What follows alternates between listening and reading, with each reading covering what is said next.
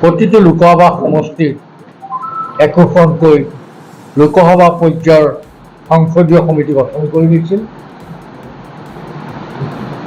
এই সমষ্টিত কাজিৰঙা সমষ্টি এইটো নতুনকৈ নামকৰণ হৈছে। সমষ্টিটোৰ কিছু সীমাও পৰিৱৰ্তন হৈছে, ভোটাৰো পৰিৱৰ্তন হৈছে, নামটোৰো নতুন নামাকৰণ হৈছে। এই সমিতিখনৰ আজি প্ৰথম বৈঠক গোলাঘাট জিলা সমিতিৰ সভাপতি, অসম গণ পৰিষদৰ কেন্দ্ৰীয় সমিতিৰ উপসভাপতি তথা কাজিৰঙা লোকসভা সমষ্টিৰ অসম গণ পৰিষদৰ সমিতিৰ আহ্বায়ক ডক্টৰ নৃপেন বৰুৱাৰ সভাপতিত্বত অনুষ্ঠিত হয়। আজিৰ সভাই দলৰ যি 9 দফীয়া সাংগঠনিক ভেটি, সেই সাংগঠনিক ভেটি শক্তিশালী কৰি নিৰ্বাচনৰ কাৰণে, বিশেষকৈ লোকসভা নিৰ্বাচনৰ কাৰণে আৰু পঞ্চায়ত নিৰ্বাচনৰ কাৰণে প্ৰস্তুতি সম্পূৰ্ণ কৰি দলটো পুনৰ সংগঠিত কৰাৰ সিদ্ধান্ত গ্ৰহণ কৰে। কাৰণ কিছুমান নতুন এৰিয়া এতিয়া সোমাই গৈছে।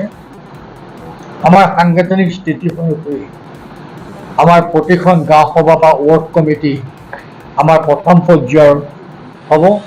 তাৰপিছত ভোট গ্ৰহণ কৰিব, তাৰ আঞ্চলিক কমিটি, জিলা সমিতি, কেন্দ্ৰীয় সমিতি আৰু আমাৰ সৰ্বোচ্চ নীতি নিৰ্ধাৰণ সমিতি আছে।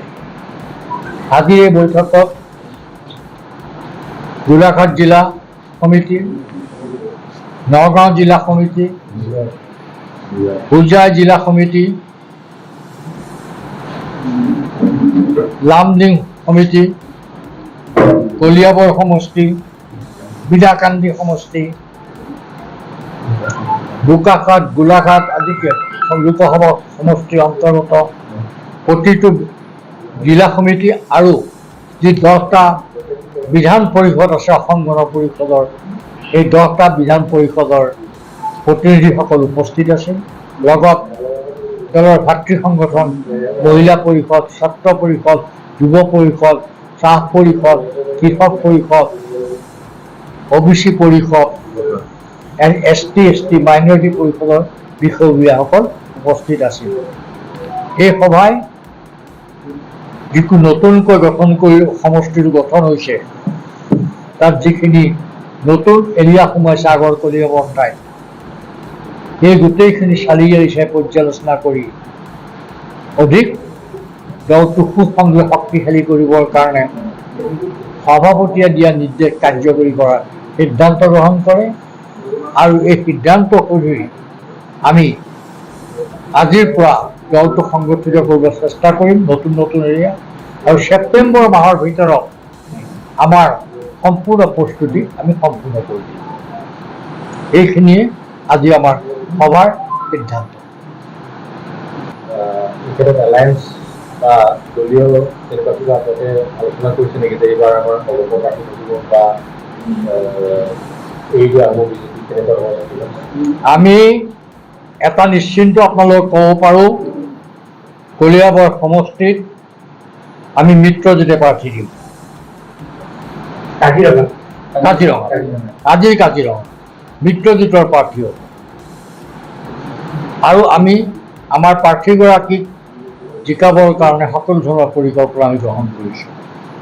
যিহেতু যে অসম গণ পৰিষদে পূৰ্বতে এইটো সমষ্টিত জিকিছিল, গতিকে স্বাভাৱিকতে অসম গণ পৰিষদে এই চিটটো আমি বিচাৰিম।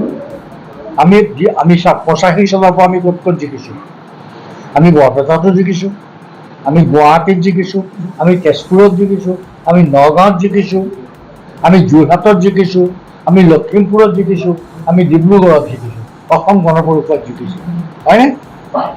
এতেকে আমাৰ স্পষ্ট কথা, আমি জিকাৰ আমাৰ ভিত্তিত আমি নিশ্চয় আমাৰ কেন্দ্ৰীয় সমিতিক আমি বিবেচনা কৰিবৰ কাৰণে অনুৰোধ কৰিম। অসম গণ পৰিষদে কিমানটা সমষ্টিৰ বাবে দাবীদাৰ কৰিব পাৰে?